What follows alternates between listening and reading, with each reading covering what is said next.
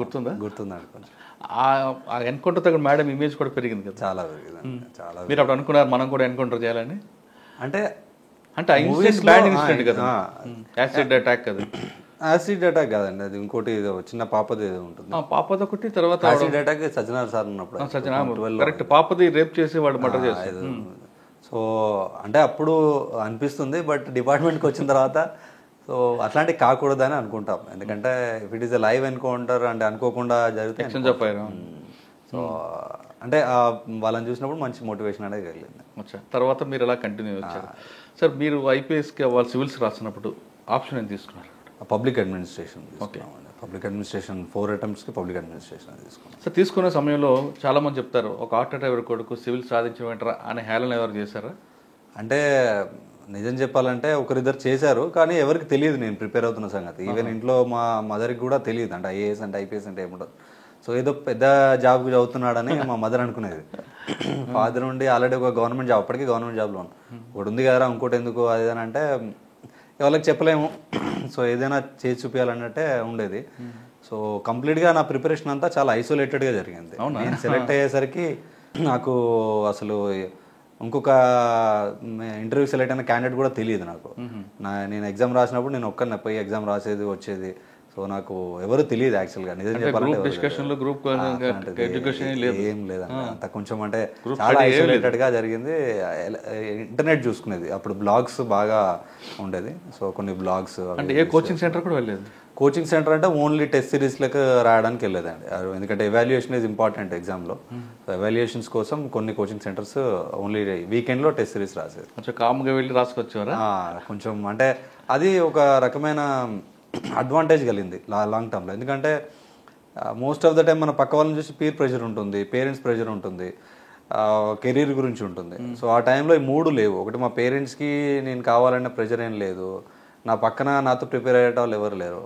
In fact నాతో prepare అయిందంతా కూడా మా ఫ్రెండ్స్ అందరూ కానిస్టేబుల్కి, అప్పుడు వీఆర్ఓకి, గ్రూప్ 2కి అవన్నీ పడ్డాయి అప్పుడు. సో వాళ్ళకి ప్రిపేర్ అయ్యేది, వాళ్ళు దాన్ని ప్రిపేర్ అయ్యేది, నేను దీనికి ప్రిపేర్ అయ్యేది. So there is no peer pressure. So already ఒక గవర్నమెంట్ జాబ్ ఉంది. సో కెరీర్ గురించి కూడా పెద్ద టెన్షన్, ప్లాన్ బి మీద ఉంది రెడీగా ఉంది కాబట్టి సో పెద్ద టెన్షన్ పడాల్సిన అవసరం లేకుండా సో అది కొంచెం కాన్ఫిడెన్స్ బూస్టప్ చేసింది. అంటే మీరు సివిల్స్ రాసే వాళ్ళు ఎవరైనా సరే పబ్లిసిటీ లేకుండా కామ్గా రాసుకుంటే సక్సెస్ అవుతారంటారా? ఎప్పుడు కానీ ఏమవుతుందంటే అంటే నా పర్సనల్ ఒపీనియన్లో ఏంటంటే సివిల్ సర్వీసెస్ ప్రిపరేషన్ మనం డిగ్రీ అయిపోయిన తర్వాత మనం ఒక సబ్జెక్ట్ చదువుకు ఎక్స్పర్ట్ అవుతాం డిగ్రీలో. తర్వాత సివిల్ సర్వీస్కి వచ్చేసరికి డిఫరెంట్ కాన్సెప్ట్స్ ఉంటాయి. Actually you will start understanding the society కానీ, ఎకనామీ కానీ, ఇంటర్నేషనల్ అఫేర్స్ కానీ మీకు అర్థమవుతూ ఉంటుంది. ఆ టైంలో మనం ఏం చేస్తామంటే విజ్ఞాన ప్రదర్శన చేస్తారు చాలామంది. అంటే ఊరికే ఆ టీ దాకుంటూ వాడుతూ చెప్పడము, ఇండియా ఎట్లా చేస్తే బాగుంటుంది, ఇండియా పాకిస్తాన్ వార్ పోతే బాగుంటుంది, అదంతా అవసరం లేదండి. అంటే it's treated as a exam.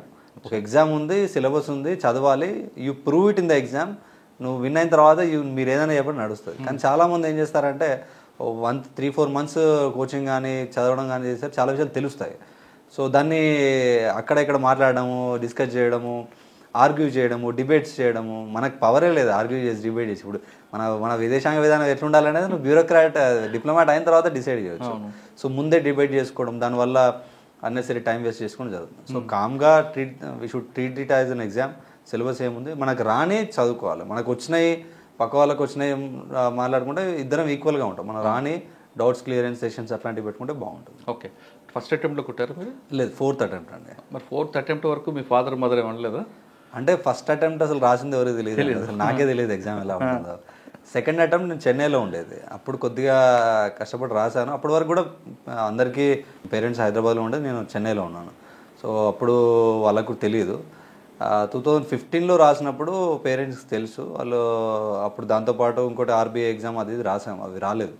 అప్పుడు కొంచెం డిసప్పాయింట్ అయ్యాను. సో వదిలేరాదరా, ఎందుకు ఆ ఇంటికల్ని ఓడిపోతున్నారు అని మా మదర్ అనేది.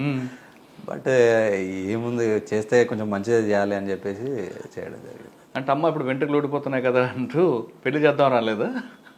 అదేం లేదండి, మదర్ ఎప్పుడు కానీ బాగా అంటే చిన్నప్పటి నుంచి పేరెంట్స్ మాకు మా ఇంట్లో ఎవరికైనా కూడా కొంచెం స్వాతంత్రం, మీకు తెలుసు కదా, చదువుకున్న వాళ్ళు కదా, మాకంటే ఎక్కువ తెలుసు అనేది ఉంటుంది. ఎప్పుడు పాజిటివ్గా మోటివేట్ చేసి, ఫాదర్ అయినా కూడా దేనికి భయపడద్దు, మీరు చేస్తే పెద్దది చేయాలి, గట్టిగానే ఉండాలి, కానీ భయపడొద్దు అన్న ఒక ధైర్యం ఇచ్చేవాడు ఫాదర్. సో మదర్ కూడా ఎప్పుడు కానీ అమ్మ ప్రేమ ఎట్లుంటుందండి, కొడుకు మంచిగా ఉంటే చాలా అన్నట్టు ఉంటుంది, ఎందుకులే బిడ్డ ఉన్నదంత అన్నట్టుండే. బట్ చదివితే ఎవరో నీకు వస్తుంది, ఏదో రోజు నీకు వస్తుంది అన్న ఒక పాజిటివ్ అఫర్మేషన్ అయితే ఇచ్చేది. సో ఆ బ్లెస్సింగ్స్ తోటే వచ్చారు. 4th అటెంప్ట్లో కొట్టారు మీరు. కొట్టిన తర్వాత సివిల్స్ అయిన తర్వాత ఐపీఎస్. మీ ఫాదర్ మదర్ ఏమన్నారు ఆ రోజు రిజల్ట్ వచ్చిన రోజు? సో చాలా హ్యాపీగా ఫీల్ అయ్యారు వాళ్ళు. అసలు వాళ్ళకి అర్థం కాలేదు అసలు ఏం జరిగింది అనేది. సో అందరూ కూడా, ఈవెన్ ఫ్రెండ్స్ కానివ్వండి, వీళ్ళు కానివ్వండి, ఒకేసారి సడన్గా చాలామంది అసలు, అంటే నేను మా బీటెక్లో కూడా కొంచెం తక్కువనే చదివేది. సో నాకు ర్యాంక్ వచ్చిన తర్వాత చాలామంది సివిల్స్ ప్రిపేర్ కావడం స్టార్ట్ చేశారు. అంటే వీడికి అంటే వాళ్ళ గురించి కాదు, మీ ఫాదర్ మదర్ ఫీలింగ్ చెప్పండి. ఎందుకంటే కలెక్టర్, ఎస్పీ అంటే మీ నాన్నగారి దృష్టిలో టాప్. ముఖ్యంగా అంటే అప్పుడు ర్యాంక్ వచ్చిన తర్వాత వరంగల్ సిపి గారు, ఇప్పుడు సుధీర్ బాబు సార్ రాచకొండ సిపిగా ఉన్నారు, సార్ ఉండేది. సార్ పిలిపించారు అక్కడికి ఫెసిలిటేట్ చేయడానికి. సో అప్పటి వరకు పోలీస్ స్టేషన్ పోవాలన్నా మాకు చాలా భయంగా ఉండేది. సో అప్పుడు పోలీస్ బండి ముందుండి మేము వెనుకుండి పోలీస్ పైలట్లో తీసుకెళ్ళి కమిషనరేట్ లోపలికి, నేను అక్కడే బస్ దిగి బస్ ఎక్కేది నేను అక్కడ వరంగల్లో పబ్లిక్ గార్డెన్ దగ్గర. సో దానిలోకి తీసుకెళ్ళి కమిషనర్ గారు ఒక గంట కూర్చోబెట్టి, ఇట్లుంటుందమ్మా మీ కొడుకు బాగుంటుంది, ఐపీఎస్ అయ్యాడు అది అని చెప్తే చాలా హ్యాపీగా ఫీల్ అయ్యారు. సో అప్పుడే అంటే చాలా at least we made our parents proud అని చాలా హ్యాపీగా ఫీల్ అయ్యారు. మా మదర్ అయితే ఆల్మోస్ట్ క్రైడ్. సో అందరికీ చెప్పుకునేది బయట, దాని తర్వాత అయినా కూడా నా కొడుకు ఇట్లా, నా కొడుకు అలా అని చెప్పేసి. వెంటనే పెళ్ళయిందా? వెంటనే అంటే ఒక 6 నెలలకు పెళ్ళయిందండి. ఇట్స్ లవ్ మ్యారేజ్ అండి. నేను మా క్లాస్మేట్, డిప్లొమా క్లాస్మేట్. సో అంటే కామ్గా చదువుకుంటూ కామ్గా ప్రేమించారా? ఇక అంతేగాండి, లైఫ్ అంటే అన్ని బ్యాలెన్స్ చేసుకోవాలి. లక్కీగా లవ్ ఉంది, ఒకవైపు చదువుకుంటా. షీ సపోర్టెడ్ అలాట్ ప్రిపరేషన్ లో కానివ్వండి. అప్పుడు ఆవిడకి చెప్పారు కనీసం ప్రేమిస్తున్నా? లేదు, తనకు కూడా తెలుసు అండి, తనకు తెలుసు. అంటే వాళ్ళు సపోర్ట్ చేస్తేనే అవుతుందండి, లేదంటే ఇది చాలా time consuming exam preparation. So వాళ్ళు సపోర్ట్ చేస్తేనే అవుతుంది. సో వాళ్ళ ఇంట్లో కొంచెం పేరెంట్స్ ప్రెషర్ పెట్టి అది చేసినా కూడా తను ఆ ప్రెషర్ అంతా తీసుకొని చాలా సపోర్ట్ చేస్తాను. ఆవిడేం చదువుకున్నారండి? పీజీ కంప్లీట్ అయిపోయింది ఉస్మానియా యూనివర్సిటీ. తర్వాత మ్యారేజ్. ఓకే. ఫస్ట్ పోస్టింగ్ ఎక్కడ వచ్చింది? ఫస్ట్ మేము గ్రేహౌండ్స్లో ట్రైనింగ్ అయిపోయి గ్రేహౌండ్స్కి వచ్చాము. అక్కడ నుండి అప్పుడు ములుగులో ఏఎస్పీగా అటాచ్ చేశారు. అక్కడ ఒక 8 నెలలు ఏఎస్పీగా అటాచ్మెంట్లో ఉన్నాము. సో దాని తర్వాత జగిత్యాల. ఓకే సార్, ములుగు అనగానే ఒకప్పుడు బాగా ఎఫెక్టెడ్ ఏరియా. ములుగు, గోవిందరావుపేట, ఏటూరు నాగారం, తాడ్వా, ఇదంతా కూడా. మీకు వెళ్ళిన తర్వాత అక్కడ మావోయిస్టు అనేది ఎఫెక్ట్ లేకపోవచ్చు, కానీ ఇంకొక రకంగా అక్కడ ఇష్యూ ఉంటుంది. మీరు బాగా ఐడెంటిఫై చేసిన ఇష్యూ ఏంటి అక్కడ? అంటే బేసిక్గా అండి, అప్పుడు మేము ఎస్పీ గారికి అటాచ్ అయి ఉన్నాము. అప్పుడు పోస్టింగ్స్ కొంచెం డిలే అవ్వడం వల్ల. సో ఆ టైంలో చిన్న ఆపరేషన్స్కి వెళ్ళడము, చిన్న కార్డినెన్స్ సెర్చ్ ఆపరేషన్స్కి వెళ్ళడం, లేకుంటే ఈ మిలిటెంట్స్ కానీ వస్తే ఇంట్రాగేట్ చేయడం అట్లాంటివి చేసేది. సో దానిలో బేసిక్గా అర్థమైంది ఏంటంటే, చాలా వరకు మనము అక్కడ ఇష్యూస్ ఏం లేవు. మోస్ట్లీ మనకు గుత్తిక గుంపులు కానివ్వండి, వాళ్ళ కొంచెం సపోర్ట్ వాళ్ళకు ఉంటుంది. సో వాళ్ళు రావడం, ప్లస్ కొంచెం వెనుకబడ్డ ప్రాంతం అదంతా కూడా. జనాలు కూడా చాలా మంచి వాళ్ళు ఏంటంటే వాళ్ళ ప్రపంచంలో వాళ్ళు ఉంటారు. సో కొత్తగా జిల్లా అయింది కాబట్టి అది కొంచెం పేరు వచ్చింది. అటు సమ్మక్క జాతర కానీ ఇదంతా కూడా బాగా. జాతర బందోబస్తు చేశారా? 3 సార్లు చేశానండి. ట్రైనింగ్ లో చేసాము, దాని తర్వాత 2 సార్లు చేసాము, 3వ సారి బాగా ఎక్స్పీరియన్స్ ఉంది అయితే. అదే అయిపోయింది.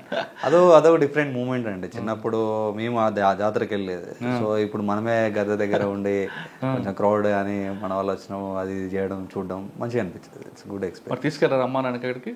తీసుకెళ్ళాం, 2 సార్లు తీసుకెళ్ళాం. లేదు, గతంలో అయితే దూరం నుంచి చూసుకెళ్ళేవారు తోసుకుంటూ.